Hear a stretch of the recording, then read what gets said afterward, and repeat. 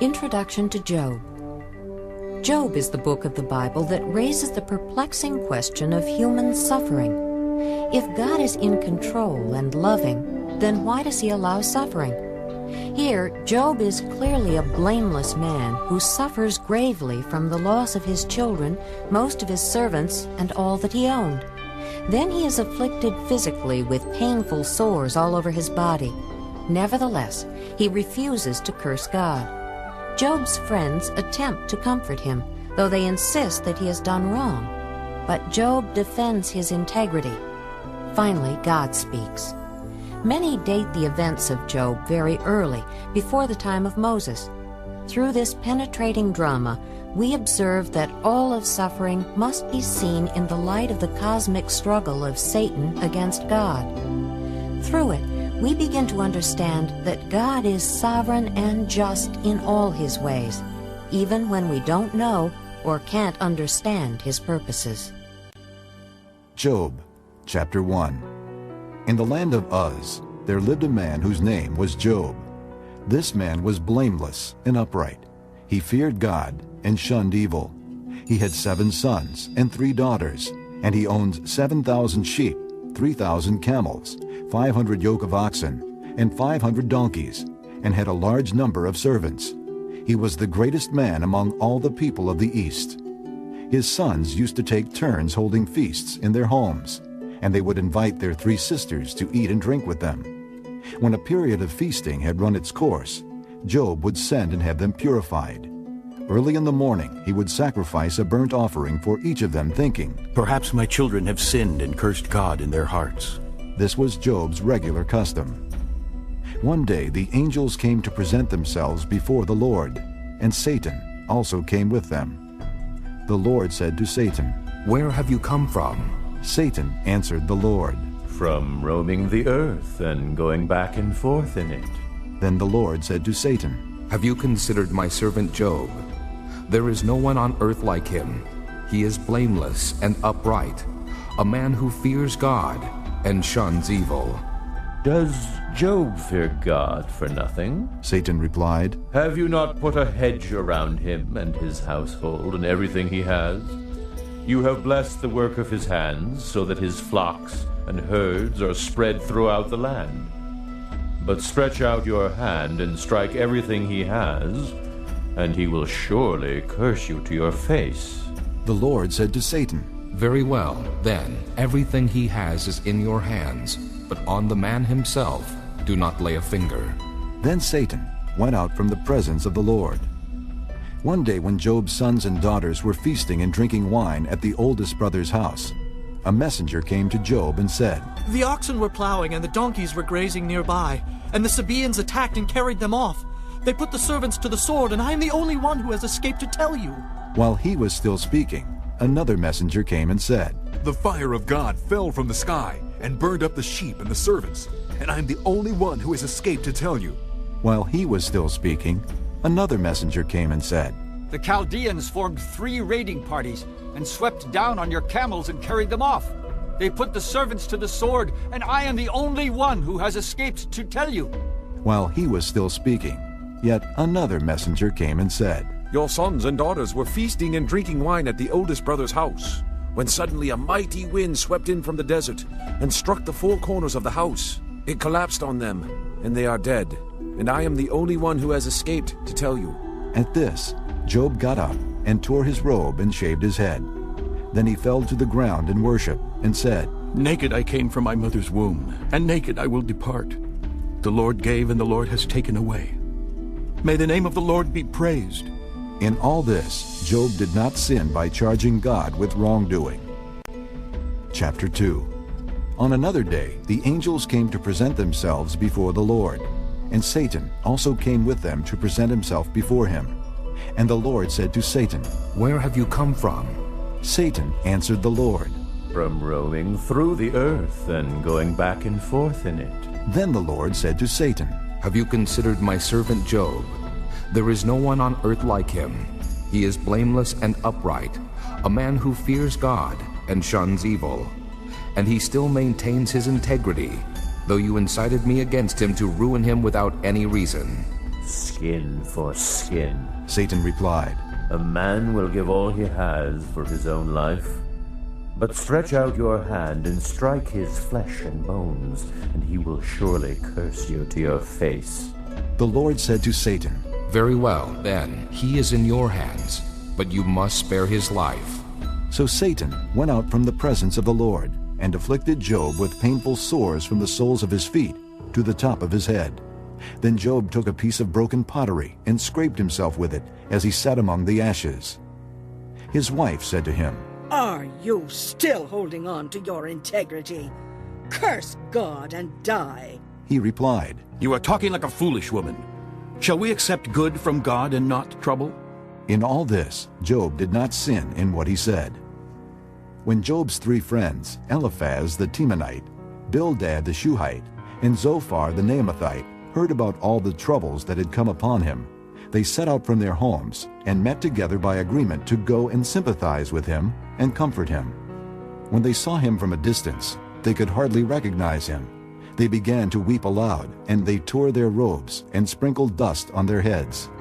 Then they sat on the ground with him for 7 days and 7 nights. No one said a word to him, because they saw how great his suffering was. Chapter 3. After this, Job opened his mouth and cursed the day of his birth. He said, May the day of my birth perish, and the night it was said a boy is born. That day, may it turn to darkness. May God above not care about it. May no light shine upon it. May darkness and deep shadow claim it once more. May a cloud settle over it. May blackness overwhelm its light. That night, may thick darkness seize it. May it not be included among the days of the year, nor be entered in any of the months. May that night be barren. May no shout of joy be heard in it. May those who curse days curse that day, those who are ready to rouse Leviathan. May its morning stars become dark. May it wait for daylight in vain and not see the first rays of dawn, for it did not shut the doors of the womb on me to hide trouble from my eyes. Why did I not perish at birth and die as I came from the womb? Why were there knees to receive me and breasts that I might be nursed? For now I would be lying down in peace. I would be asleep and at rest with kings and counselors of the earth, who built for themselves places now lying in ruins, with rulers who had gold, who filled their houses with silver. Or why was I not hidden in the ground like a stillborn child, like an infant who never saw the light of day? There the wicked cease from turmoil, and there the weary are at rest. Captives also enjoy their ease. They no longer hear the slave drivers shout. The small and the great are there, and the slave is freed from his master. Why is light given to those in misery, and life to the bitter of soul, to those who long for death that does not come, who search for it more than for hidden treasure, who are filled with gladness and rejoice when they reach the grave? Why is life given to a man whose way is hidden, whom God has hedged in? For sighing comes to me instead of food. My groans pour out like water. What I feared has come upon me. What I dreaded has happened to me. I have no peace, no quietness. I have no rest, but only turmoil. Chapter 4. Then Eliphaz the Temanite replied, If someone ventures a word with you, will you be impatient? But who can keep from speaking? Think how you've instructed many, how you have strengthened feeble hands. Your words have supported those who stumbled. You have strengthened faltering knees. But now trouble comes to you, and you are discouraged. It strikes you, and you are dismayed. Should not your piety be your confidence, and your blameless ways your hope? Consider now, who, being innocent, has ever perished? Where were the upright ever destroyed? As I have observed, those who plow evil and those who sow trouble reap it. At the breath of God they are destroyed. At the blast of his anger they perish. The lions may roar and growl, yet the teeth of the great lions are broken. The lion perishes for lack of prey, and the cubs of the lioness are scattered. A word was secretly brought to me. My ears caught a whisper of it. Amid disquieting dreams in the night, when deep sleep falls on men, fear and trembling seized me and made all my bones shake. A spirit glided past my face, and the hair on my body stood on end. It stopped, but I could not tell what it was. A form stood before my eyes, and I heard a hushed voice, "Can a mortal be more righteous than God? Can a man be more pure than his Maker? If God places no trust in his servants, if he charges his angels with error, how much more those who live in houses of clay, whose foundations are in the dust, who are crushed more readily than a moth? Between dawn and dusk they are broken to pieces. Unnoticed, they perish forever. Are not the cords of their tent pulled up so that they die without wisdom?" Chapter 5. Call if you will, but who will answer you? To which of the holy ones will you turn? Resentment kills a fool, and envy slays the simple.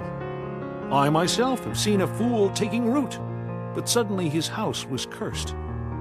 His children are far from safety, crushed in court without a defender. The hungry consume his harvest, taking it even from among thorns, and the thirsty pant after his wealth. For hardship does not spring from the soil, nor does trouble sprout from the ground.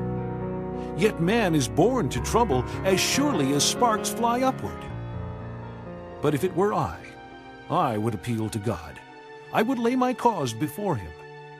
He performs wonders that cannot be fathomed, miracles that cannot be counted. He bestows rain on the earth. He sends water upon the countryside. The lowly he sets on high, and those who mourn are lifted to safety. He thwarts the plans of the crafty, so that their hands achieve no success. He catches the wise in their craftiness, and the schemes of the wily are swept away. Darkness comes upon them in the daytime. At noon they grope as in the night. He saves the needy from the sword in their mouth. He saves them from the clutches of the powerful. So the poor have hope, and injustice shuts its mouth. Blessed is the man whom God corrects. So do not despise the discipline of the Almighty. For he wounds, but he also binds up. He injures, but his hands also heal. From 6 calamities he will rescue you. In 7, no harm will befall you. In famine he will ransom you from death, and in battle from the stroke of the sword. You will be protected from the lash of the tongue, and need not fear when destruction comes. You will laugh at destruction and famine, and need not fear the beasts of the earth. For you will have a covenant with the stones of the field, and the wild animals will be at peace with you. You will know that your tent is secure. You will take stock of your property and find nothing missing. You will know that your children will be many, and your descendants like the grass of the earth.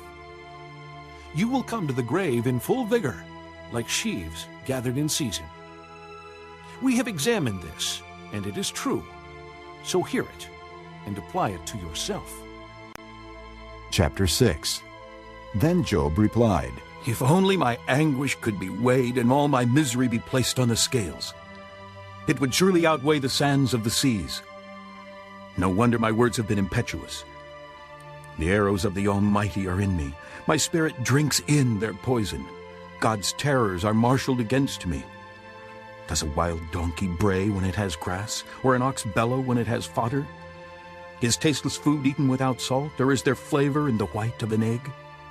I refuse to touch it. Such food makes me ill. Oh, that I might have my request, that God would grant what I hope for, that God would be willing to crush me, to let loose his hand and cut me off. Then I would still have this consolation, my joy in unrelenting pain, that I had not denied the words of the Holy One.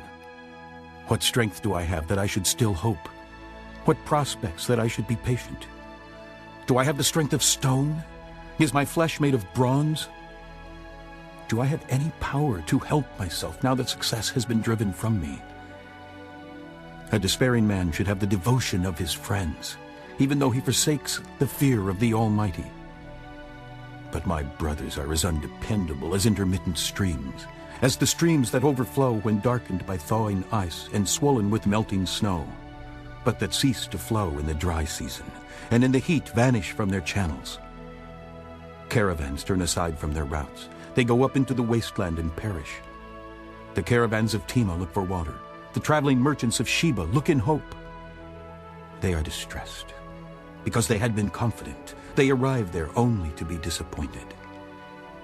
Now you too have proved to be of no help. You see something dreadful and are afraid.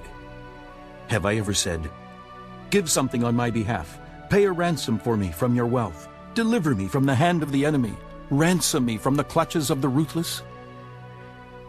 Teach me and I will be quiet. Show me where I have been wrong.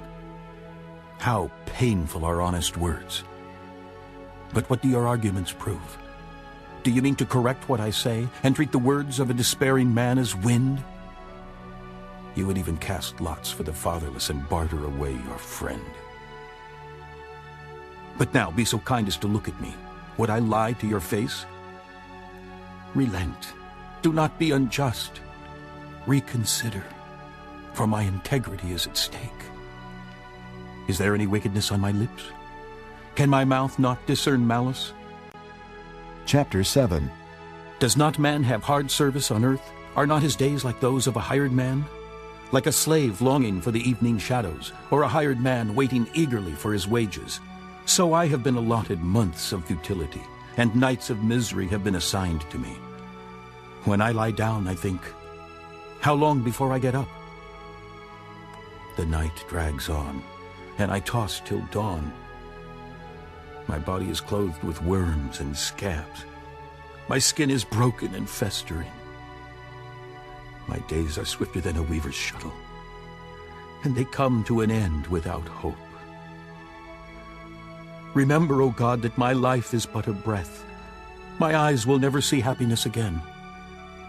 The eye that now sees me will see me no longer. You will look for me, but I will be no more. As a cloud vanishes and is gone, so he who goes down to the grave does not return. He will never come to his house again. His place will know him no more. Therefore I will not keep silent. I will speak out in the anguish of my spirit. I will complain in the bitterness of my soul. Am I the sea or the monster of the deep that you put me under guard? When I think my bed will comfort me and my couch will ease my complaint, even then you frighten me with dreams and terrify me with visions, so that I prefer strangling and death rather than this body of mine. I despise my life. I would not live forever. Let me alone. My days have no meaning.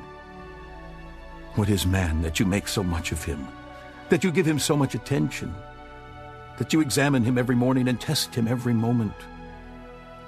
Will you never look away from me, or let me alone even for an instant? If I have sinned, what have I done to you, O watcher of men?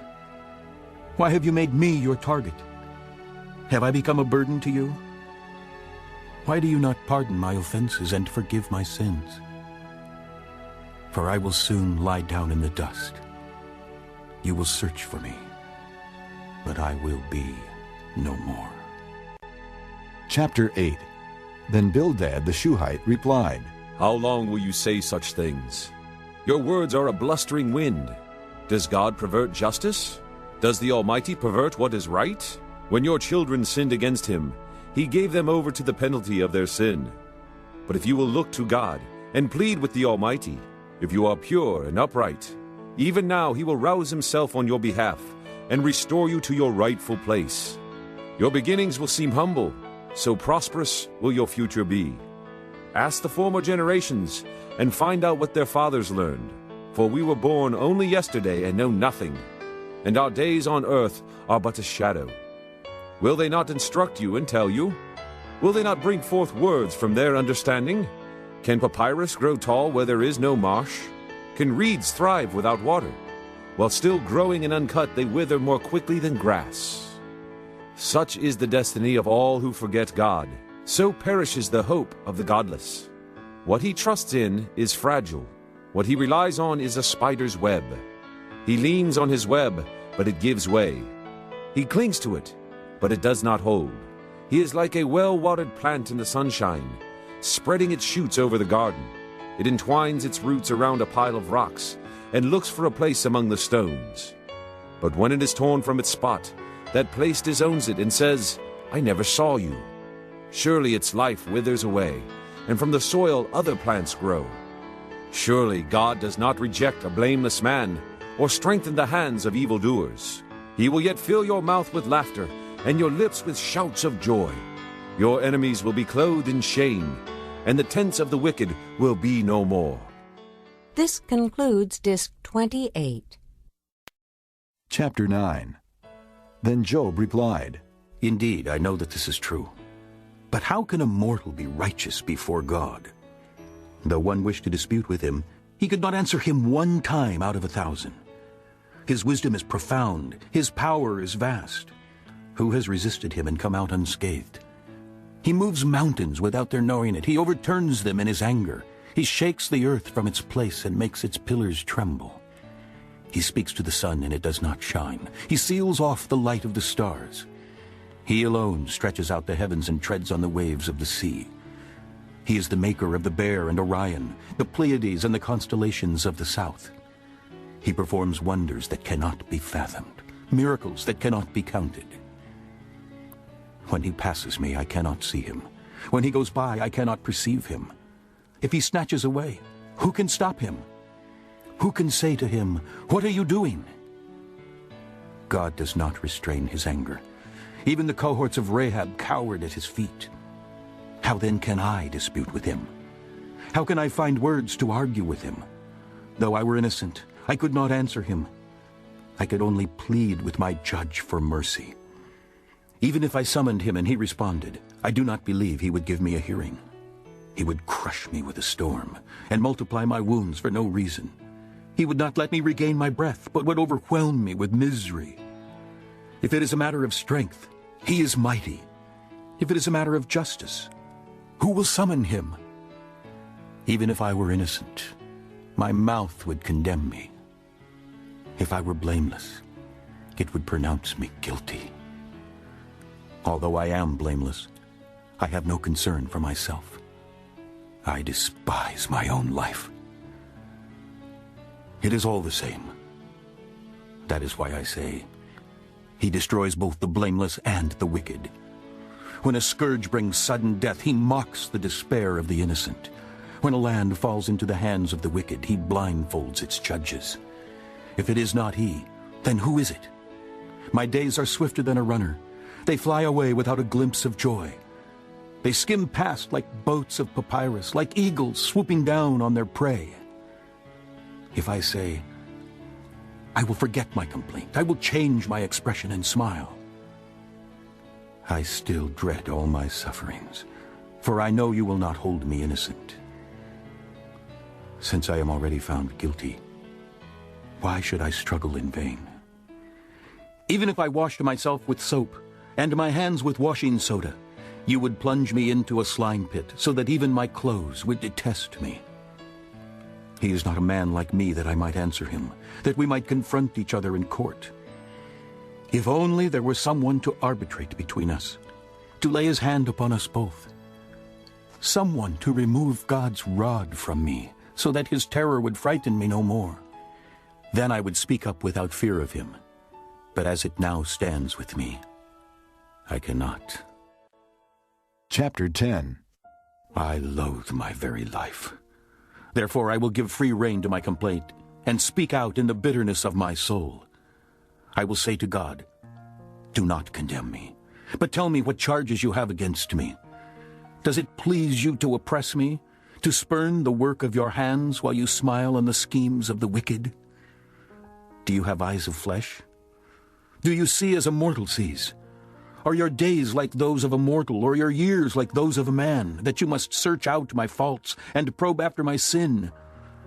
Though you know that I am not guilty, and that no one can rescue me from your hand. Your hands shaped me and made me. Will you now turn and destroy me? Remember that you molded me like clay. Will you now turn me to dust again? Did you not pour me out like milk and curdle me like cheese? Clothe me with skin and flesh and knit me together with bones and sinews. You gave me life and showed me kindness, and in your providence watched over my spirit. But this is what you concealed in your heart, and I know that this was in your mind. If I sinned, you would be watching me and would not let my offense go unpunished. If I am guilty, woe to me. Even if I am innocent, I cannot lift my head, for I am full of shame and drowned in my affliction. If I hold my head high, you stalk me like a lion, and again display your awesome power against me. You bring new witnesses against me and increase your anger toward me. Your forces come against me, wave upon wave. Why then did you bring me out of the womb? I wish I had died before any eye saw me. If only I had never come into being, or had been carried straight from the womb to the grave. Are not my few days almost over? Turn away from me so I can have a moment's joy before I go to the place of no return, to the land of gloom and deep shadow, to the land of deepest night, of deep shadow and disorder, where even the light is like darkness. Chapter 11. Then Zophar the Naamathite replied, Are all these words to go unanswered? Is this talker to be vindicated? Will your idle talk reduce men to silence? Will no one rebuke you when you mock? You say to God, My beliefs are flawless, and I am pure in your sight. Oh, how I wish that God would speak, that he would open his lips against you, and disclose to you the secrets of wisdom, for true wisdom has two sides. Know this, God has even forgotten some of your sin. Can you fathom the mysteries of God? Can you probe the limits of the Almighty? They are higher than the heavens. What can you do? They are deeper than the depths of the grave. What can you know? Their measure is longer than the earth and wider than the sea. If he comes along and confines you in prison and convenes a court, can you oppose him? Surely he recognizes deceitful men. And when he sees evil, does he not take note? But a witless man can no more become wise than a wild donkey's colt can be born a man. Yet if you devote your heart to him, and stretch out your hands to him, if you put away the sin that is in your hand, and allow no evil to dwell in your tent, then you will lift up your face without shame. You will stand firm and without fear. You will surely forget your trouble, recalling it only as waters gone by. Life will be brighter than noonday, and darkness will become like morning. You will be secure because there is hope. You will look about you and take your rest in safety. You will lie down with no one to make you afraid, and many will court your favor. But the eyes of the wicked will fail, and escape will elude them. Their hope will become a dying gasp. Chapter 12. Then Job replied, Doubtless you are the people, and wisdom will die with you. But I have a mind as well as you. I am not inferior to you. Who does not know all these things? I have become a laughing stock to my friends, though I called upon God and he answered. A mere laughing stock, though righteous and blameless. Men at ease have contempt for misfortune as the fate of those whose feet are slipping. The tents of marauders are undisturbed, and those who provoke God are secure. Those who carry their God in their hands. But ask the animals, and they will teach you.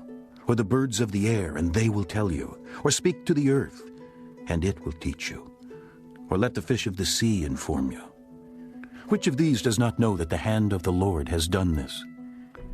In his hand is the life of every creature, and the breath of all mankind. Does not the ear test words as the tongue tastes food? Is not wisdom found among the aged? Does not long life bring understanding? To God belong wisdom and power. Counsel and understanding are his. What he tears down cannot be rebuilt. The man he imprisons cannot be released. If he holds back the waters, there is drought. If he lets them loose, they devastate the land. To him belong strength and victory. Both deceived and deceiver are his. He leads counselors away stripped and makes fools of judges.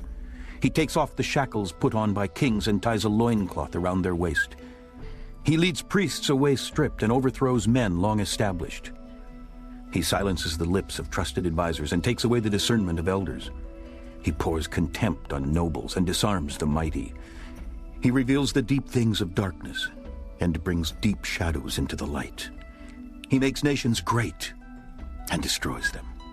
He enlarges nations and disperses them. He deprives the leaders of the earth of their reason. He sends them wandering through a trackless waste. They grope in darkness with no light. He makes them stagger like drunkards. Chapter 13. My eyes have seen all this. My ears have heard and understood it. What you know, I also know. I am not inferior to you. But I desire to speak to the Almighty and to argue my case with God. You, however, smear me with lies. You are worthless physicians, all of you. If only you would be altogether silent. For you, that would be wisdom. Hear now my argument. Listen to the pleas of my lips. Will you speak wickedly on God's behalf? Will you speak deceitfully for him? Will you show him partiality? Will you argue the case for God? Would it turn out well if he examined you? Could you deceive him as you might deceive men? He would surely rebuke you if you secretly showed partiality. Would not his splendor terrify you? Would not the dread of him fall on you? Your maxims are proverbs of ashes. Your defenses are defenses of clay. Keep silent, and let me speak. Then let come to me what may. Why do I put myself in this jeopardy and take my life in my hands? Though he slay me, yet will I hope in him. I will surely defend my ways to his face. Indeed, this will turn out for my deliverance, for no godless man would dare come before him. Listen carefully to my words. Let your ears take in what I say. Now that I have prepared my case, I know I will be vindicated. Can anyone bring charges against me? If so, I will be silent and die. Only grant me these two things, O God, and then I will not hide from you. Withdraw your hand far from me, and stop frightening me with your terrors.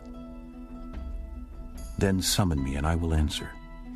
Or let me speak, and you reply. How many wrongs and sins have I committed?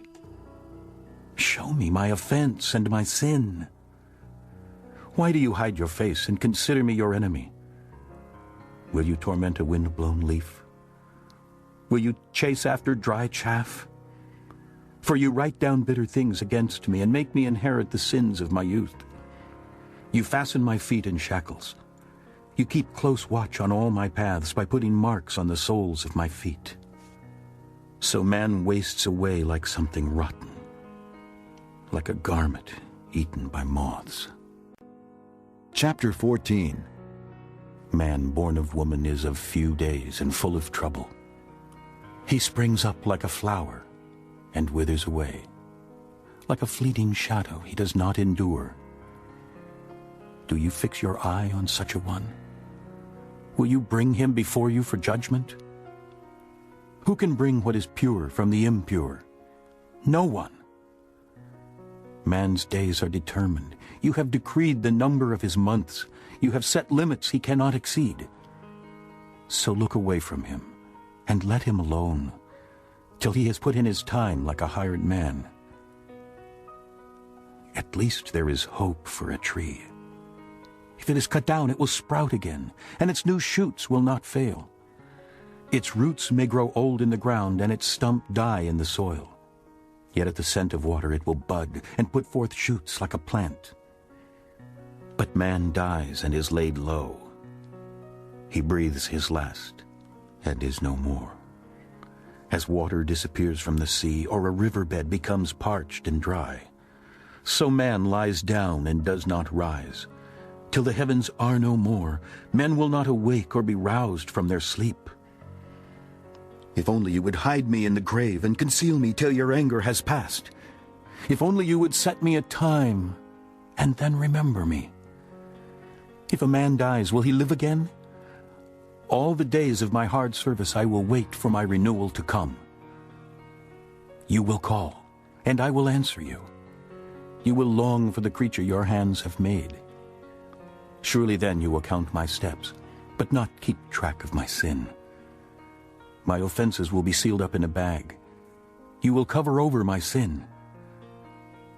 But as a mountain erodes and crumbles, and as a rock is moved from its place, as water wears away stones and torrents wash away the soil, so you destroy man's hope. You overpower him once for all, and he is gone. You change his countenance and send him away. If his sons are honored, he does not know it. If they are brought low, he does not see it. He feels but the pain of his own body and mourns only for himself. Chapter 15. Then Eliphaz the Temanite replied, Would a wise man answer with empty notions, or fill his belly with the hot east wind? Would he argue with useless words, with speeches that have no value? But you even undermine piety and hinder devotion to God. Your sin prompts your mouth. You adopt the tongue of the crafty. Your own mouth condemns you, not mine. Your own lips testify against you. Are you the first man ever born? Were you brought forth before the hills? Do you listen in on God's counsel? Do you limit wisdom to yourself? What do you know that we do not know? What insights do you have that we do not have? The gray-haired and the aged are on our side, men even older than your father. Are God's consolations not enough for you, words spoken gently to you? Why has your heart carried you away? And why do your eyes flash, so that you vent your rage against God and pour out such words from your mouth? What is man that he could be pure, or one born of woman that he could be righteous? If God places no trust in his holy ones, if even the heavens are not pure in his eyes, how much less man, who is vile and corrupt, who drinks up evil like water? Listen to me, and I will explain to you. Let me tell you what I have seen, what wise men have declared, hiding nothing received from their fathers, to whom alone the land was given when no alien passed among them. All his days the wicked man suffers torment, the ruthless through all the years stored up for him. Terrifying sounds fill his ears. When all seems well, marauders attack him.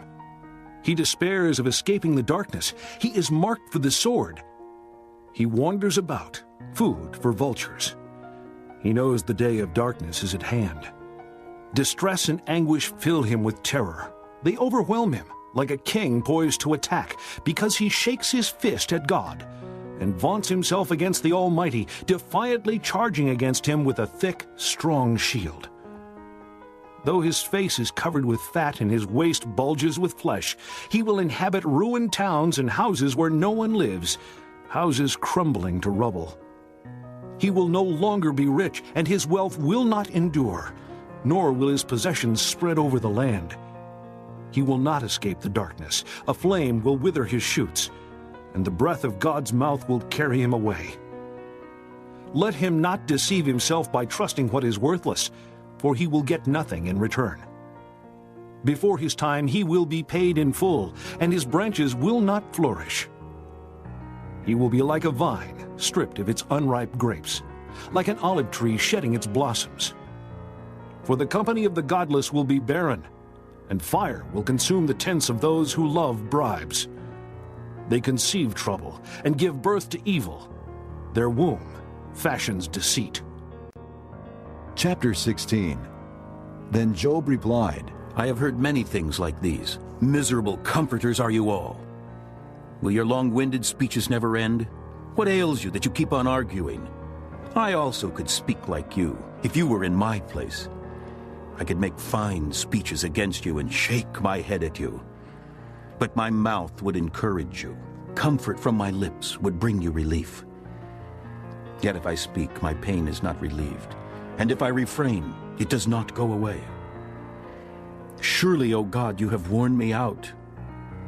You have devastated my entire household. You have bound me, and it has become a witness. My gauntness rises up and testifies against me. God assails me and tears me in his anger and gnashes his teeth at me. My opponent fastens on me his piercing eyes. Men open their mouths to jeer at me. They strike my cheek in scorn and unite together against me. God has turned me over to evil men and thrown me into the clutches of the wicked. All was well with me, but he shattered me. He seized me by the neck and crushed me. He has made me his target. His archers surround me. Without pity, he pierces my kidneys and spills my gall on the ground. Again and again, he bursts upon me. He rushes at me like a warrior. I have sewed sackcloth over my skin and buried my brow in the dust. My face is red with weeping. Deep shadows ring my eyes. Yet my hands have been free of violence, and my prayer is pure. O earth, do not cover my blood. May my cry never be laid to rest. Even now my witness is in heaven. My advocate is on high. My intercessor is my friend as my eyes pour out tears to God. On behalf of a man, he pleads with God as a man pleads for his friend. Only a few years will pass before I go on the journey of no return. Chapter 17. My spirit is broken. My days are cut short. The grave awaits me.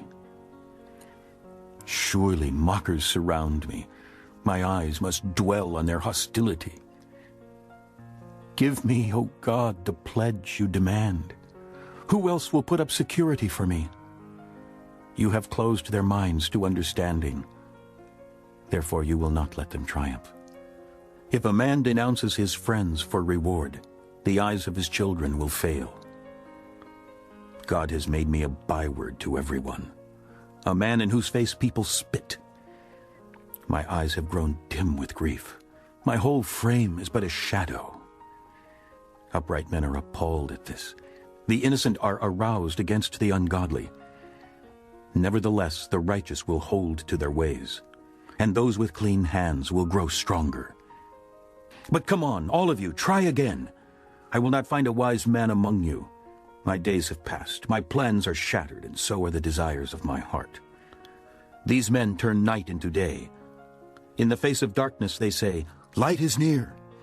If the only home I hope for is the grave, if I spread out my bed in darkness, if I say to corruption, you are my father, and to the worm, my mother or my sister, where then is my hope? Who can see any hope for me? Will it go down to the gates of death? Will we descend together into the dust? Chapter 18. Then Bildad the Shuhite replied, When will you end these speeches? Be sensible, and then we can talk. Why are we regarded as cattle, and considered stupid in your sight? You who tear yourself to pieces in your anger, is the earth to be abandoned for your sake? Or must the rocks be moved from their place? The lamp of the wicked is snuffed out. The flame of his fire stops burning. The light in his tent becomes dark. The lamp beside him goes out. The vigor of his step is weakened. His own schemes throw him down. His feet thrust him into a net, and he wanders into its mesh. A trap seizes him by the heel. A snare holds him fast. A noose is hidden for him on the ground. A trap lies in his path. Terrors startle him on every side and dog his every step. Calamity is hungry for him. Disaster is ready for him when he falls. It eats away parts of his skin. Death's firstborn devours his limbs. He is torn from the security of his tent and marched off to the king of terrors. Fire resides in his tent. Burning sulfur is scattered over his dwelling. His roots dry up below, and his branches wither above. The memory of him perishes from the earth. He has no name in the land. He is driven from light into darkness, and is banished from the world. He has no offspring or descendants among his people, no survivor where once he lived. Men of the West are appalled at his fate. Men of the East are seized with horror. Surely such is the dwelling of an evil man. Such is the place of one who knows not God. Chapter 19. Then Job replied, How long will you torment me and crush me with words? 10 times now you have reproached me. Shamelessly you attack me. If it is true that I have gone astray, my error remains my concern alone.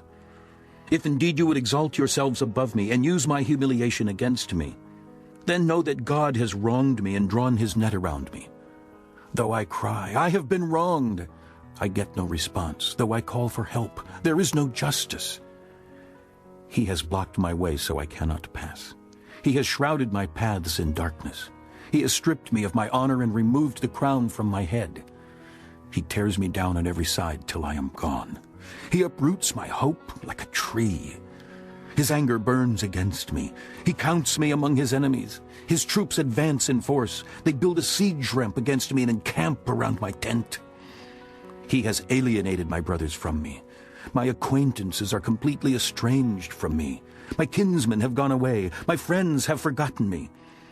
My guests and my maidservants count me a stranger. They look upon me as an alien. I summon my servant, but he does not answer, though I beg him with my own mouth. My breath is offensive to my wife. I am loathsome to my own brothers. Even the little boys scorn me. When I appear, they ridicule me. All my intimate friends detest me. Those I love have turned against me.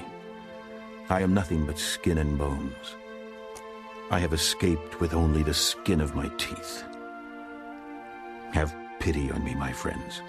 Have pity, for the hand of God has struck me. Why do you pursue me as God does? Will you never get enough of my flesh? Oh, that my words were recorded, that they were written on a scroll, that they were inscribed with an iron tool on lead, or engraved in rock forever. I know that my Redeemer lives, and that in the end he will stand upon the earth. And after my skin has been destroyed, yet in my flesh I will see God. I myself will see him with my own eyes, I and not another. How my heart yearns within me! If you say, how we will hound him, since the root of the trouble lies in him, you should fear the sword yourselves. For wrath will bring punishment by the sword, and then you will know that there is judgment. Chapter 20. Then Zophar the Naamathite replied, My troubled thoughts prompt me to answer because I am greatly disturbed. I hear a rebuke that dishonors me, and my understanding inspires me to reply. Surely you know how it has been from of old, ever since man was placed on the earth, that the mirth of the wicked is brief, the joy of the godless lasts but a moment. Though his pride reaches to the heavens, and his head touches the clouds, he will perish forever, like his own dung. Those who have seen him will say, Where is he? Like a dream he flies away, no more to be found, banished like a vision of the night. The eye that saw him will not see him again. His place will look on him no more. His children must make amends to the poor. His own hands must give back his wealth. The youthful vigor that fills his bones will lie with him in the dust. Though evil is sweet in his mouth, and he hides it under his tongue, though he cannot bear to let it go, and keeps it in his mouth, yet his food will turn sour in his stomach. It will become the venom of serpents within him. He will spit out the riches he swallowed. God will make his stomach vomit them up. He will suck the poison of serpents. The fangs of the adder will kill him. He will not enjoy the streams, the rivers flowing with honey and cream. What he toiled for, he must give back uneaten. He will not enjoy the profit from his trading. For he has oppressed the poor and left them destitute. He has seized houses he did not build. Surely he will have no respite from his craving. He cannot save himself by his treasure. Nothing is left for him to devour.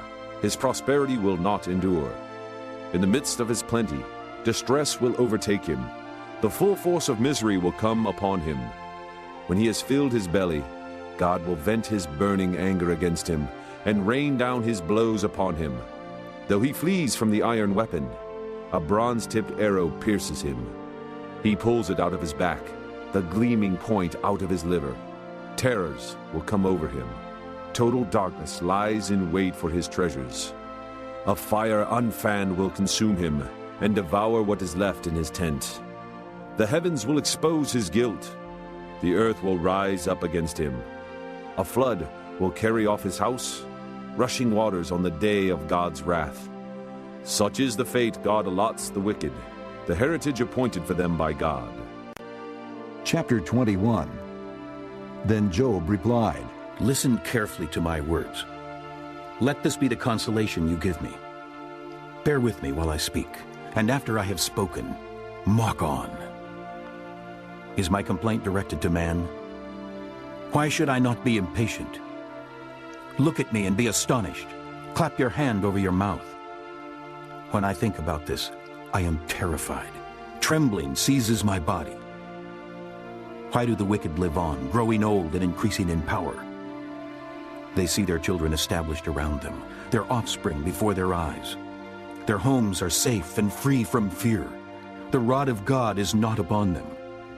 Their bulls never fail to breed. Their cows calve and do not miscarry. They send forth their children as a flock. Their little ones dance about. They sing to the music of tambourine and harp. They make merry to the sound of the flute. They spend their years in prosperity and go down to the grave in peace. Yet they say to God, Leave us alone. We have no desire to know your ways. Who is the Almighty that we should serve him? What would we gain by praying to him? But their prosperity is not in their own hands. So I stand aloof from the counsel of the wicked. Yet how often is the lamp of the wicked snuffed out? How often does calamity come upon them, the fate God allots in his anger? How often are they like straw before the wind, like chaff swept away by a gale? It is said, God stores up a man's punishment for his sons. Let him repay the man himself, so that he will know it. Let his own eyes see his destruction. Let him drink of the wrath of the Almighty. For what does he care about the family he leaves behind when his allotted months come to an end? Can anyone teach knowledge to God, since he judges even the highest? One man dies in full vigor, completely secure and at ease, his body well-nourished, his bones rich with marrow. Another man dies in bitterness of soul, never having enjoyed anything good. Side by side they lay in the dust, and worms cover them both. I know full well what you are thinking, the schemes by which you would wrong me. You say, Where now is the great man's house, the tents where wicked men lived? Have you never questioned those who travel? Have you paid no regard to their accounts? That the evil man is spared from the day of calamity, that he is delivered from the day of wrath. Who denounces his conduct to his face? Who repays him for what he has done? He is carried to the grave, and watch is kept over his tomb. The soil in the valley is sweet to him. All men follow after him, and a countless throng goes before him. So how can you console me with your nonsense? Nothing is left of your answers but falsehood. Chapter 22. Then Eliphaz the Temanite replied, Can a man be of benefit to God? Can even a wise man benefit him? What pleasure would it give the Almighty if you were righteous? What would he gain if your ways were blameless? Is it for your piety that he rebukes you and brings charges against you? Is not your wickedness great? Are not your sins endless? You demanded security from your brothers for no reason. You stripped men of their clothing, leaving them naked. You gave no water to the weary, and you withheld food from the hungry, though you were a powerful man, owning land, an honored man, living on it. And you sent widows away empty-handed, and broke the strength of the fatherless. That is why snares are all around you, why sudden peril terrifies you, why it is so dark you cannot see, and why a flood of water covers you. Is not God in the heights of heaven? And see how lofty are the highest stars. Yet you say, What does God know? Does he judge through such darkness? Thick clouds veil him, so he does not see us as he goes about in the vaulted heavens. Will you keep to the old path that evil men have trod? They were carried off before their time, their foundations washed away by a flood. They said to God, Leave us alone. What can the Almighty do to us? Yet it was he who filled their houses with good things. So I stand aloof from the counsel of the wicked. The righteous see their ruin and rejoice. The innocent mock them, saying, "Surely our foes are destroyed, and fire devours their wealth." Submit to God and be at peace with him. In this way prosperity will come to you.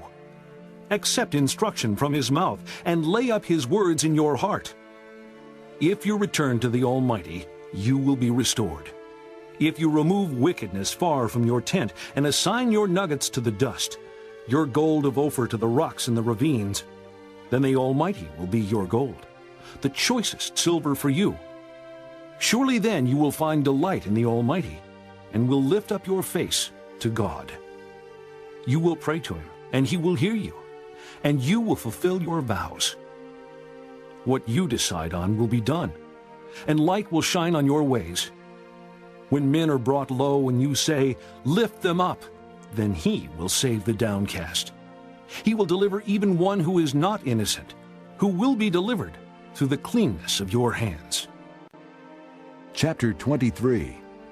Then Job replied, Even today my complaint is bitter. His hand is heavy, in spite of my groaning. If only I knew where to find him. If only I could go to his dwelling. I would state my case before him and fill my mouth with arguments. I would find out what he would answer me, and consider what he would say. Would he oppose me with great power? No, he would not press charges against me. There an upright man could present his case before him, and I would be delivered forever from my judge. But if I go to the east, he is not there. If I go to the west, I do not find him. When he is at work in the north, I do not see him. When he turns to the south, I catch no glimpse of him. But he knows the way that I take. When he has tested me, I will come forth as gold. My feet have closely followed his steps. I have kept to his way without turning aside. I have not departed from the commands of his lips. I have treasured the words of his mouth more than my daily bread. But he stands alone, and who can oppose him? He does whatever he pleases. He carries out his decree against me, and many such plans he still has in store. That is why I am terrified before him. When I think of all this, I fear him. God has made my heart faint. The Almighty has terrified me. Yet I am not silenced by the darkness, by the thick darkness that covers my face.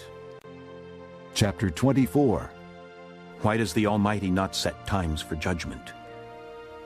Why must those who know him look in vain for such days? Men move boundary stones, they pasture flocks they have stolen, they drive away the orphan's donkey and take the widow's ox in pledge. They thrust the needy from the path and force all the poor of the land into hiding. Like wild donkeys in the desert, the poor go about their labor of foraging food.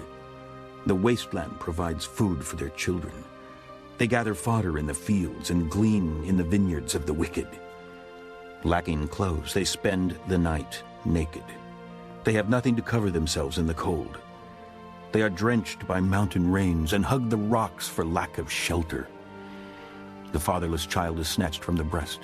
The infant of the poor is seized for a debt. Lacking clothes, they go about naked. They carry the sheaves, but still go hungry. They crush olives among the terraces. They tread the wine presses, yet suffer thirst. The groans of the dying rise from the city, and the souls of the wounded cry out for help. But God charges no one with wrongdoing. There are those who rebel against the light, who do not know its ways or stay in its paths. When daylight is gone, the murderer rises up and kills the poor and needy. In the night he steals forth like a thief. The eye of the adulterer watches for dusk. He thinks, "No eye will see me," and he keeps his face concealed. In the dark, men break into houses, but by day they shut themselves in. They want nothing to do with the light. For all of them, deep darkness is their morning. They make friends with the terrors of darkness. Yet they are foam on the surface of the water. Their portion of the land is cursed so that no one goes into the vineyards. As heat and drought snatch away the melted snow, so the grave snatches away those who have sinned. The womb forgets them. The worm feasts on them. Evil men are no longer remembered, but are broken like a tree. They prey on the barren and the childless woman, and to the widow show no kindness. But God drags away the mighty by his power. Though they become established, they have no assurance of life. He may let them rest in a feeling of security, but his eyes are on their ways. For a little while they are exalted, and then they are gone. They are brought low and gathered up like all others. They are cut off like heads of grain. If this is not so, who can prove me false and reduce my words to nothing? Chapter 25. Then Bildad the Shuhite replied, Dominion and awe belong to God. He establishes order in the heights of heaven. Can his forces be numbered? Upon whom does his light not rise? How then can a man be righteous before God? How can one born of woman be pure? If even the moon is not bright and the stars are not pure in his eyes, how much less man, who is but a maggot, a son of man, who is only a worm? Chapter 26. Then Job replied, How you have helped the powerless, how you have saved the arm that is feeble. What advice you have offered to one without wisdom, and what great insight you have displayed. Who has helped you utter these words, and whose spirit spoke from your mouth? The dead are in deep anguish, as beneath the waters and all that live in them. Death is naked before God. Destruction lies uncovered. He spreads out the northern skies over empty space. He suspends the earth over nothing. He wraps up the waters in his clouds, yet the clouds do not burst under their weight. He covers the face of the full moon, spreading his clouds over it. He marks out the horizon on the face of the waters for a boundary between light and darkness. The pillars of the heavens quake, aghast at his rebuke. By his power he churned up the sea. By his wisdom he cut Rahab to pieces. By his breath the skies became fair. His hand pierced the gliding serpent. And these are but the outer fringes of his works. How faint the whisper we hear of him. Who then can understand the thunder of his power? Chapter 27. And Job continued his discourse. As surely as God lives, who has denied me justice, the Almighty, who has made me taste the bitterness of soul, as long as I have life within me, the breath of God in my nostrils, my lips will not speak wickedness, and my tongue will utter no deceit. I will never admit you are in the right. Till I die, I will not deny my integrity. I will maintain my righteousness and never let go of it. My conscience will not reproach me as long as I live. May my enemies be like the wicked, my adversaries like the unjust. For what hope has the godless when he is cut off? When God takes away his life? Does God listen to his cry when distress comes upon him? Will he find delight in the Almighty? Will he call upon God at all times? I will teach you about the power of God. The ways of the Almighty I will not conceal. You have all seen this yourselves. Why then this meaningless talk? Here is the fate God allots to the wicked, the heritage a ruthless man receives from the Almighty. However many his children, their fate is the sword. His offspring will never have enough to eat. The plague will bury those who survive him, and their widows will not weep for them. Though he heaps up silver like dust and clothes like piles of clay, what he lays up the righteous will wear, and the innocent will divide his silver. The house he builds is like a moth's cocoon, like a hut made by a watchman. He lies down wealthy, but will do so no more. When he opens his eyes, all is gone. Terrors overtake him like a flood. A tempest snatches him away in the night. The east wind carries him off, and he is gone. It sweeps him out of his place. It hurls itself against him without mercy as he flees headlong from its power. It claps its hands in derision and hisses him out of his place. Chapter 28. There is a mine for silver in a place where gold is refined. Iron is taken from the earth, and copper is smelted from ore. Man puts an end to the darkness. He searches the farthest recesses for ore in the blackest darkness. Far from where people dwell, he cuts a shaft in places forgotten by the foot of men. Far from men he dangles and sways. The earth, from which food comes, is transformed below as by fire. Sapphires come from its rocks, and its dust contains nuggets of gold. No bird of prey knows that hidden path. No falcon's eye has seen it. Proud beasts do not set foot on it, and no lion prowls there. Man's hand assaults the flinty rock and lays bare the roots of the mountains. He tunnels through the rock. His eyes see all its treasures. He searches the sources of the rivers and brings hidden things to light. But where can wisdom be found? Where does understanding dwell? Man does not comprehend its worth. It cannot be found in the land of the living. The deep says, "It is not in me." The sea says, "It is not with me." It cannot be bought with the finest gold, nor can its price be weighed in silver. It cannot be bought with the gold of Ophir, with precious onyx or sapphires. Neither gold nor crystal can compare with it, nor can it be had for jewels of gold. Coral and jasper are not worthy of mention. The price of wisdom is beyond rubies. The topaz of Cush cannot compare with it. It cannot be bought with pure gold. Where then does wisdom come from? Where does understanding dwell? It is hidden from the eyes of every living thing, concealed even from the birds of the air. Destruction and death say, "Only a rumor of it has reached our ears." God understands the way to it, and he alone knows where it dwells. For he views the ends of the earth and sees everything under the heavens.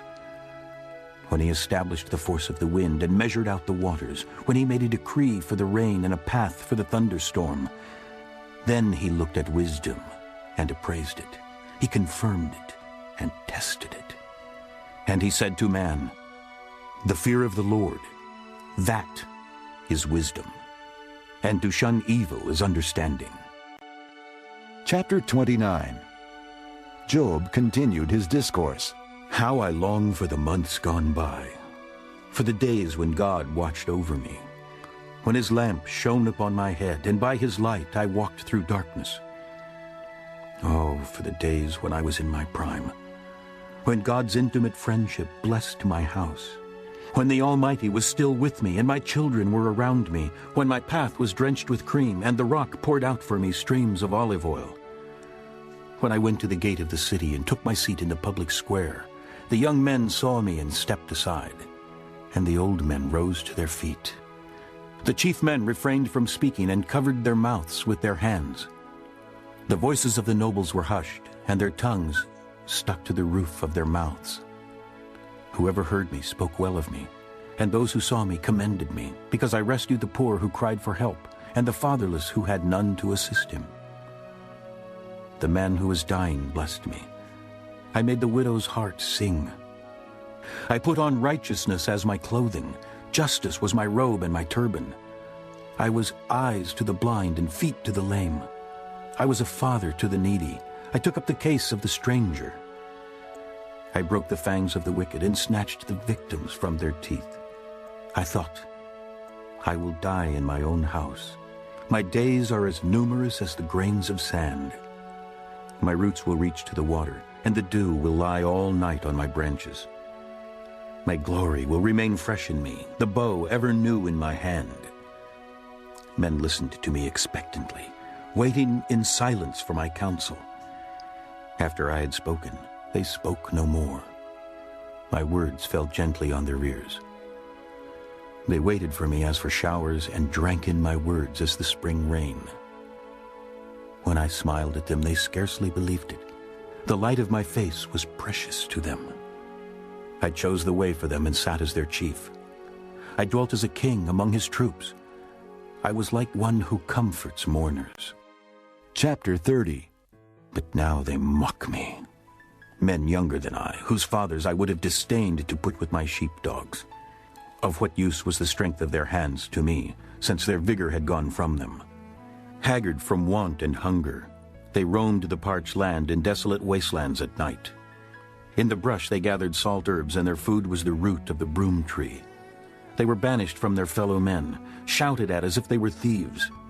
They were forced to live in the dry stream beds, among the rocks and in holes in the ground. They brayed among the bushes and huddled in the undergrowth. A base and nameless brood. They were driven out of the land.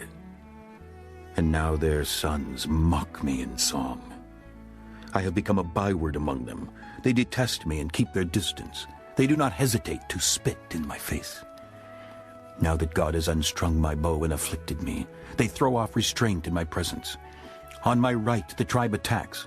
They lay snares for my feet. They build their siege ramps against me.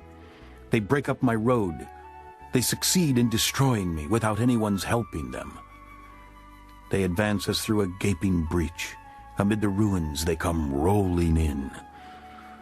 Terrors overwhelm me. My dignity is driven away as by the wind. My safety vanishes like a cloud. And now my life ebbs away. Days of suffering grip me. Night pierces my bones. My gnawing pains never rest. In his great power, God becomes like clothing to me. He binds me like the neck of my garment. He throws me into the mud, and I am reduced to dust and ashes. I cry out to you, O God, but you do not answer. I stand up, but you merely look at me. You turn on me ruthlessly. With the might of your hand, you attack me. You snatch me up and drive me before the wind. You toss me about in the storm. I know you will bring me down to death, to the place appointed for all the living. Surely no one lays a hand on a broken man when he cries for help in his distress. Have I not wept for those in trouble? Has not my soul grieved for the poor? Yet when I hoped for good, evil came. When I looked for light, then came darkness. The churning inside me never stops. Days of suffering confront me. I go about blackened, but not by the sun. I stand up in the assembly and cry for help. I have become a brother of jackals, a companion of owls. My skin grows black and peels. My body burns with fever. My harp is tuned to mourning, and my flute to the sound of wailing. Chapter 31. I made a covenant with my eyes not to look lustfully at a girl. For what is man's lot from God above, his heritage from the Almighty on high? Is it not ruin for the wicked, disaster for those who do wrong? Does he not see my ways and count my every step? If I have walked in falsehood, or my foot has hurried after deceit, let God weigh me in honest scales, and he will know that I am blameless. If my steps have turned from the path, if my heart has been led by my eyes, or if my hands have been defiled, then may others eat what I have sown, and may my crops be uprooted.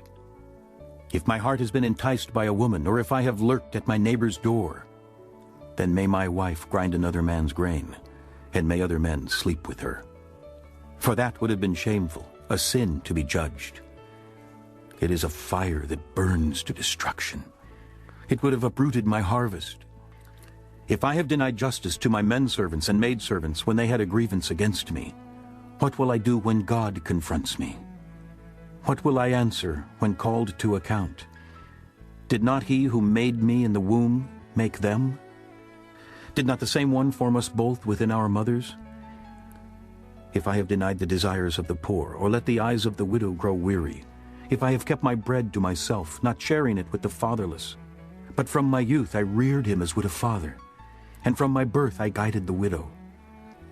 If I have seen anyone perishing for lack of clothing, or a needy man without a garment, and his heart did not bless me for warming him with the fleece from my sheep, if I have raised my hand against the fatherless, knowing that I had influence in court, then let my arm fall from the shoulder. Let it be broken off at the joint. For I dreaded destruction from God, and for fear of his splendor, I could not do such things. If I have put my trust in gold, or said to pure gold, you are my security.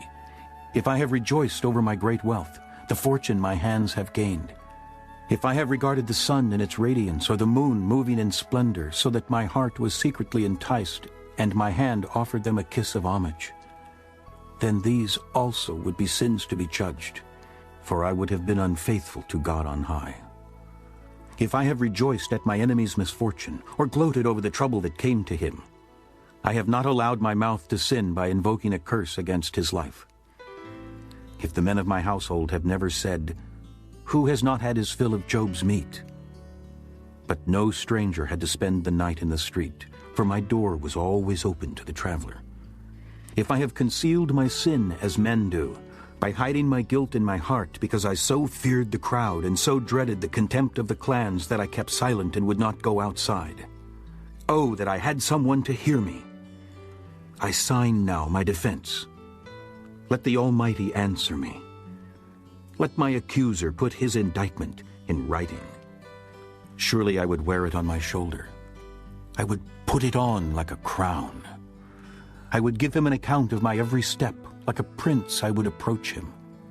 If my land cries out against me and all its furrows are wet with tears, if I have devoured its yield without payment, or broken the spirit of its tenants, then let briars come up instead of wheat, and weeds instead of barley. The words of Job are ended. Chapter 32.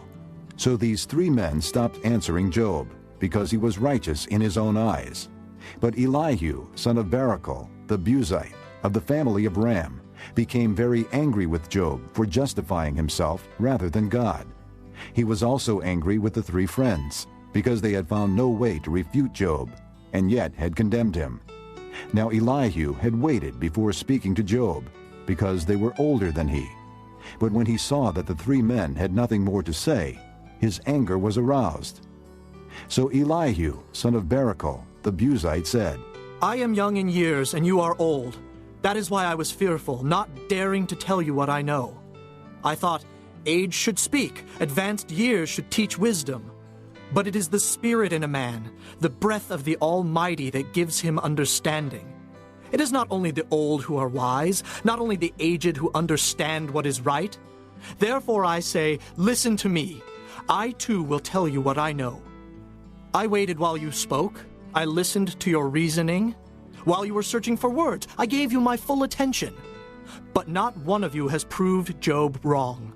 None of you has answered his arguments. Do not say, we have found wisdom. Let God refute him, not man. But Job has not marshaled his words against me, and I will not answer him with your arguments. They are dismayed and have no more to say. Words have failed them. Must I wait now that they are silent, now that they stand there with no reply? I too will have my say. I too will tell what I know. For I am full of words, and the spirit within me compels me. Inside I am like bottled up wine, like new wineskins ready to burst. I must speak and find relief. I must open my lips and reply. I will show partiality to no one, nor will I flatter any man, for if I were skilled in flattery, my Maker would soon take me away. Chapter 33. But now, Job, listen to my words. Pay attention to everything I say. I am about to open my mouth. My words are on the tip of my tongue. My words come from an upright heart. My lips sincerely speak what I know. The Spirit of God has made me. The breath of the Almighty gives me life. Answer me then if you can. Prepare yourself and confront me. I am just like you before God. I too have been taken from clay. No fear of me should alarm you, nor should my hand be heavy upon you. But you have said in my hearing, I heard the very words, I am pure and without sin. I am clean and free from guilt. Yet God has found fault with me. He considers me his enemy. He fastens my feet in shackles. He keeps close watch on all my paths. But I tell you, in this you are not right, for God is greater than man. Why do you complain to him that he answers none of man's words? For God does speak, now one way, now another, though man may not perceive it. In a dream, in a vision of the night. When deep sleep falls on men as they slumber in their beds, he may speak in their ears and terrify them with warnings, to turn man from wrongdoing and keep him from pride, to preserve his soul from the pit, his life from perishing by the sword. Or a man may be chastened on a bed of pain with constant distress in his bones, so that his very being finds food repulsive and his soul loathes the choicest meal. His flesh wastes away to nothing, and his bones, once hidden, now stick out. His soul draws near to the pit, and his life to the messengers of death. Yet if there is an angel on his side as a mediator, 1 out of 1,000, to tell a man what is right for him, to be gracious to him and say, "Spare him from going down to the pit. I have found a ransom for him," then his flesh is renewed like a child's. It is restored as in the days of his youth. He prays to God and finds favor with him. He sees God's face and shouts for joy. He is restored by God to his righteous state. Then he comes to men and says, "I sinned and perverted what was right, but I did not get what I deserved. He redeemed my soul from going down to the pit, and I will live to enjoy the light." God does all these things to a man, twice, even 3 times, to turn back his soul from the pit, that the light of life may shine on him. Pay attention, Job, and listen to me. Be silent, and I will speak. If you have anything to say, answer me. Speak up, for I want you to be cleared. But if not, then listen to me. Be silent, and I will teach you wisdom.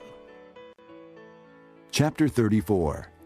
Then Elihu said, "Hear my words, you wise men. Listen to me, you men of learning.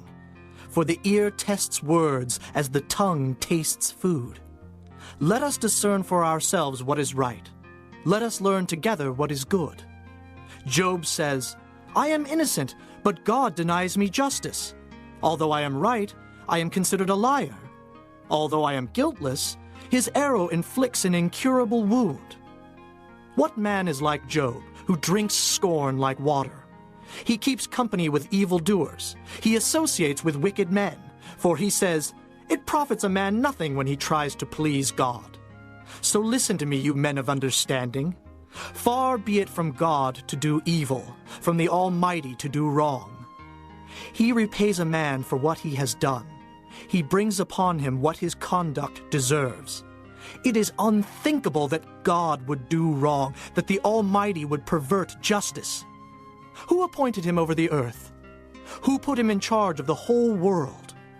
If it were his intention and he withdrew his spirit and breath, all mankind would perish together and man would return to the dust. If you have understanding, hear this. Listen to what I say. Can he who hates justice govern? Will you condemn the just and mighty one? Is he not the one who says to kings, 'You are worthless,' and to nobles, 'You are wicked'? Who shows no partiality to princes and does not favor the rich over the poor, for they are all the work of his hands? They die in an instant, in the middle of the night. The people are shaken and they pass away. The mighty are removed without human hand. His eyes are on the ways of men. He sees their every step. There is no dark place, no deep shadow where evildoers can hide. God has no need to examine men further, that they should come before him for judgment. Without inquiry, he shatters the mighty and sets up others in their place. Because he takes note of their deeds, he overthrows them in the night, and they are crushed. He punishes them for their wickedness, where everyone can see them, because they turned from following him and had no regard for any of his ways. They caused the cry of the poor to come before him, so that he heard the cry of the needy. But if he remains silent, who can condemn him? If he hides his face, who can see him? Yet he is over man and nation alike, to keep a godless man from ruling, from laying snares for the people. Suppose a man says to God, 'I am guilty but will offend no more. Teach me what I cannot see. If I have done wrong, I will not do so again.' Should God then reward you on your terms when you refuse to repent? You must decide, Not I. So tell me what you know. Men of understanding declare, wise men who hear me say to me, Job speaks without knowledge. His words lack insight. Oh, that Job might be tested to the utmost for answering like a wicked man. To this sin he adds rebellion. Scornfully he claps his hands among us and multiplies his words against God. Chapter 35. Then Elihu said, Do you think this is just? You say, I will be cleared by God. Yet you ask him, what profit is it to me, and what do I gain by not sinning? I would like to reply to you and to your friends with you. Look up at the heavens and see. Gaze at the clouds so high above you. If you sin, how does that affect him? If your sins are many, what does that do to him?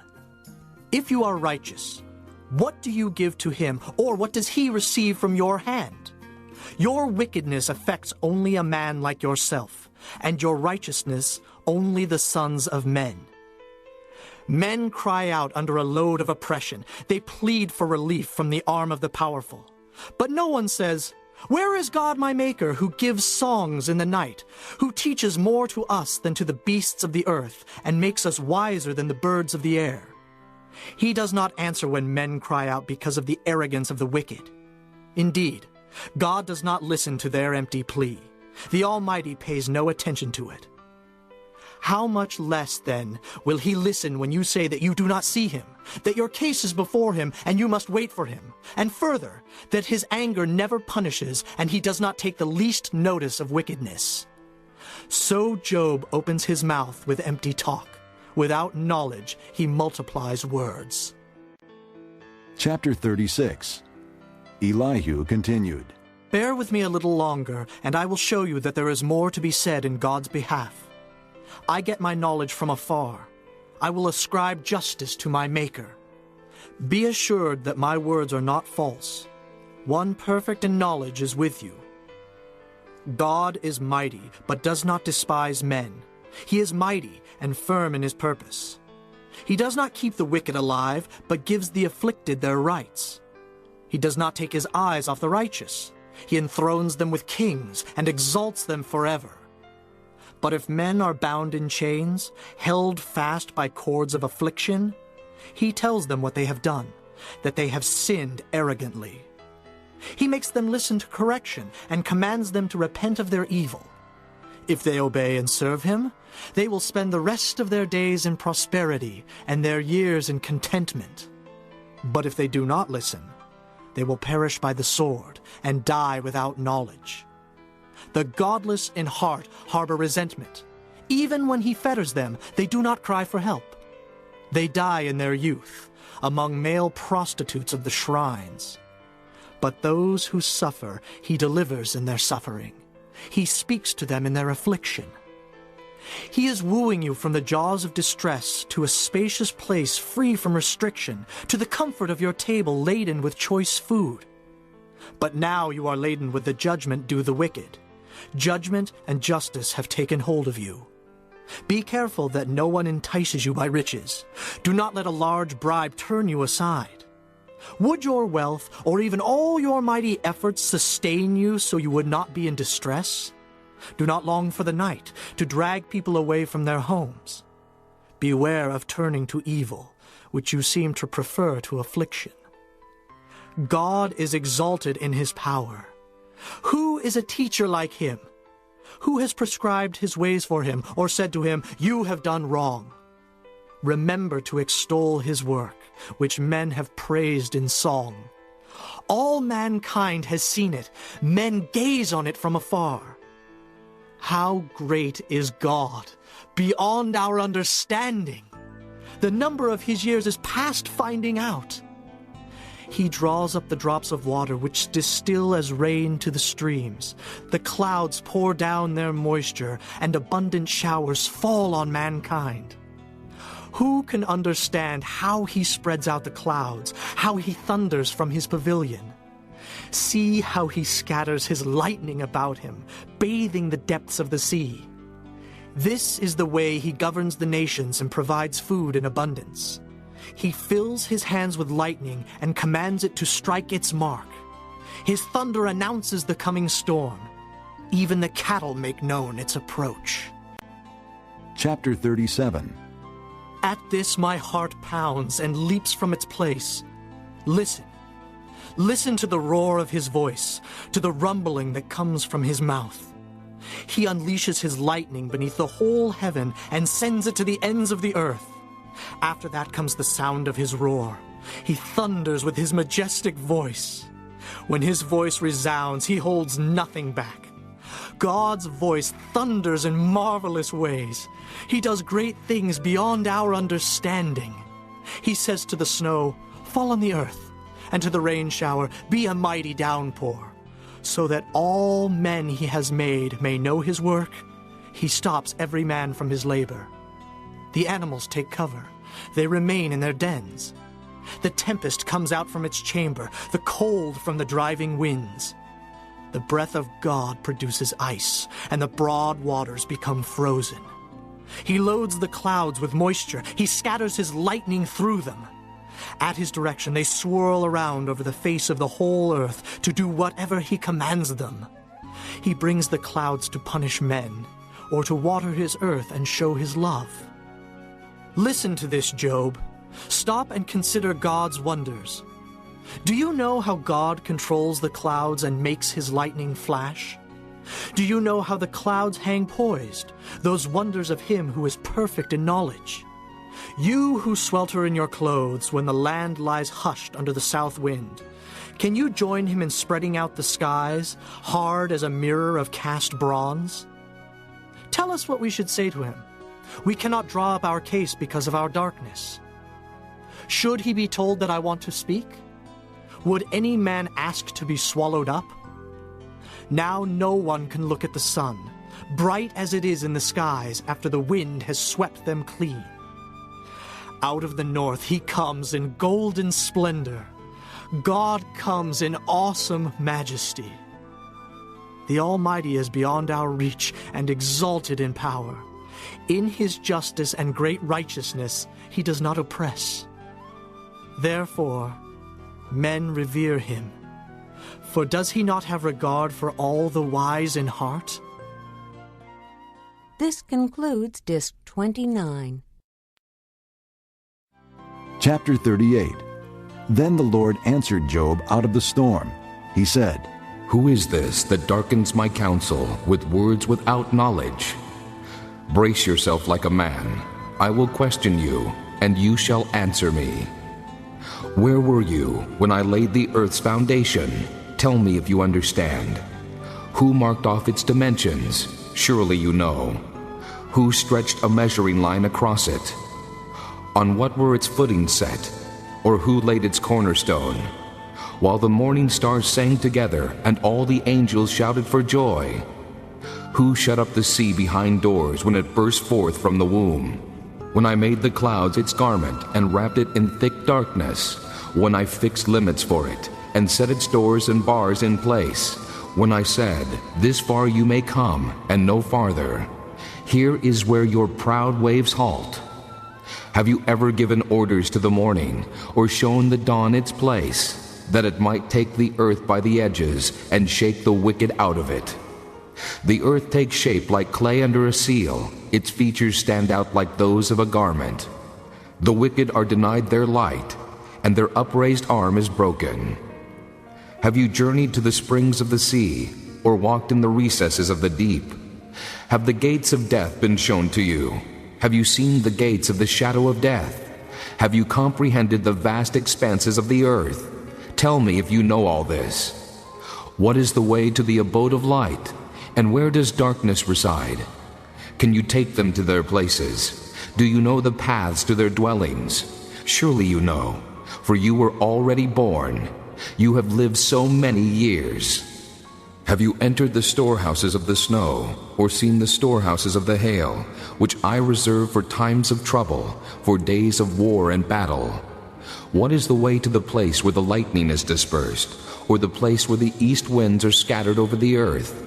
Who cuts a channel for the torrents of rain, and a path for the thunderstorm, to water a land where no man lives, a desert with no one in it, to satisfy a desolate wasteland and make it sprout with grass?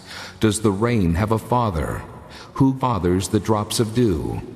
From whose womb comes the ice? Who gives birth to the frost from the heavens, when the waters become hard as stone, when the surface of the deep is frozen? Can you bind the beautiful Pleiades? Can you loose the cords of Orion? Can you bring forth the constellations in their seasons, or lead out the bear with its cubs? Do you know the laws of the heavens? Can you set up God's dominion over the earth? Can you raise your voice to the clouds and cover yourself with a flood of water? Do you send the lightning bolts on their way? Do they report to you, "Here we are"? Who endowed the heart with wisdom, or gave understanding to the mind? Who has the wisdom to count the clouds? Who can tip over the water jars of the heavens when the dust becomes hard and the clods of earth stick together? Do you hunt the prey for the lioness and satisfy the hunger of the lions when they crouch in their dens or lie in wait in a thicket? Who provides food for the raven when its young cry out to God and wander about for lack of food? Chapter 39. Do you know when the mountain goats give birth? Do you watch when the doe bears her fawn? Do you count the months till they bear? Do you know the time they give birth? They crouch down and bring forth their young. Their labor pains are ended. Their young thrive and grow strong in the wilds. They leave and do not return. Who let the wild donkey go free? Who untied his ropes? I gave him the wasteland as his home, the salt flats as his habitat. He laughs at the commotion in the town. He does not hear a driver's shout. He ranges the hills for his pasture and searches for any green thing. Will the wild ox consent to serve you? Will he stay by your manger at night? Can you hold him to the furrow with a harness? Will he till the valleys behind you? Will you rely on him for his great strength? Will you leave your heavy work to him? Can you trust him to bring in your grain and gather it to your threshing floor? The wings of the ostrich flap joyfully, but they cannot compare with the pinions and feathers of the stork. She lays her eggs on the ground and lets them warm in the sand, unmindful that a foot may crush them, that some wild animal may trample them. She treats her young harshly, as if they were not hers. She cares not that her labor was in vain, for God did not endow her with wisdom or give her a share of good sense. Yet, when she spreads her feathers to run, she laughs at horse and rider. Do you give the horse his strength, or clothe his neck with a flowing mane? Do you make him leap like a locust, striking terror with his proud snorting? He paws fiercely, rejoicing in his strength, and charges into the fray. He laughs at fear, afraid of nothing. He does not shy away from the sword. The quiver rattles against his side, along with the flashing spear and lance. In frenzied excitement, he eats up the ground. He cannot stand still when the trumpet sounds. At the blast of the trumpet he snorts, "Aha!" He catches the scent of battle from afar, the shout of commanders and the battle cry. Does the hawk take flight by your wisdom and spread his wings toward the south? Does the eagle soar at your command and build his nest on high? He dwells on a cliff and stays there at night. A rocky crag is his stronghold. From there he seeks out his food. His eyes detect it from afar. His young ones feast on blood, and where the slain are, there is he. Chapter 40. The Lord said to Job, Will the one who contends with the Almighty correct him? Let him who accuses God answer him. Then Job answered the Lord, I am unworthy. How can I reply to you? I put my hand over my mouth. I spoke once, but I have no answer. Twice, but I will say no more. Then the Lord spoke to Job out of the storm. Brace yourself like a man. I will question you, and you shall answer me. Would you discredit my justice? Would you condemn me to justify yourself? Do you have an arm like God's? And can your voice thunder like his? Then adorn yourself with glory and splendor, and clothe yourself in honor and majesty. Unleash the fury of your wrath. Look at every proud man and bring him low. Look at every proud man and humble him. Crush the wicked where they stand. Bury them all in the dust together. Shroud their faces in the grave. Then I myself will admit to you that your own right hand can save you. Look at the behemoth, which I made along with you, and which feeds on grass like an ox. What strength he has in his loins, what power in the muscles of his belly. His tail sways like a cedar. The sinews of his thighs are close-knit. His bones are tubes of bronze, his limbs like rods of iron. He ranks first among the works of God, yet his Maker can approach him with his sword. The hills bring him their produce, and all the wild animals play nearby. Under the lotus plants he lies, hidden among the reeds in the marsh. The lotuses conceal him in their shadow. The poplars by the stream surround him. When the river rages, he is not alarmed. He is secure, though the Jordan should surge against his mouth. Can anyone capture him by the eyes, or trap him and pierce his nose? Chapter 41. Can you pull in the Leviathan with a fishhook, or tie down his tongue with a rope? Can you put a cord through his nose, or pierce his jaw with a hook? Will he keep begging you for mercy? Will he speak to you with gentle words? Will he make an agreement with you for you to take him as your slave for life? Can you make a pet of him like a bird, or put him on a leash for your girls? Will traders barter for him? Will they divide him up among the merchants? Can you fill his hide with harpoons, or his head with fishing spears? If you lay a hand on him, you will remember the struggle and never do it again. Any hope of subduing him is false. The mere sight of him is overpowering. No one is fierce enough to rouse him. Who then is able to stand against me? Who has a claim against me that I must pay? Everything under heaven belongs to me. I will not fail to speak of his limbs, his strength, and his graceful form. Who can strip off his outer coat? Who would approach him with a bridle? Who dares open the doors of his mouth, ringed about with his fearsome teeth? His back has rows of shields, tightly sealed together. Each is so close to the next that no air can pass between. They are joined fast to one another. They cling together and cannot be parted. His snorting throws out flashes of light. His eyes are like the rays of dawn. Firebrands stream from his mouth. Sparks of fire shoot out. Smoke pours from his nostrils, as from a boiling pot over a fire of reeds. His breath sets coals ablaze, and flames dart from his mouth. Strength resides in his neck. Dismay goes before him. The folds of his flesh are tightly joined. They are firm and immovable. His chest is hard as rock, hard as a lower millstone. When he rises up, the mighty are terrified. They retreat before his thrashing. The sword that reaches him has no effect, nor does the spear, or the dart, or the javelin. Iron he treats like straw, and bronze like rotten wood. Arrows do not make him flee. Sling stones are like chaff to him. A club seems to him but a piece of straw. He laughs at the rattling of the lance. His undersides are jagged potsherds, leaving a trail in the mud like a threshing sledge. He makes the depths churn like a boiling cauldron, and stirs up the sea like a pot of ointment. Behind him he leaves a glistening wake. One would think the deep had white hair. Nothing on earth is his equal, a creature without fear. He looks down on all that are haughty. He is king over all that are proud. Chapter 42. Then Job replied to the Lord, I know that you can do all things.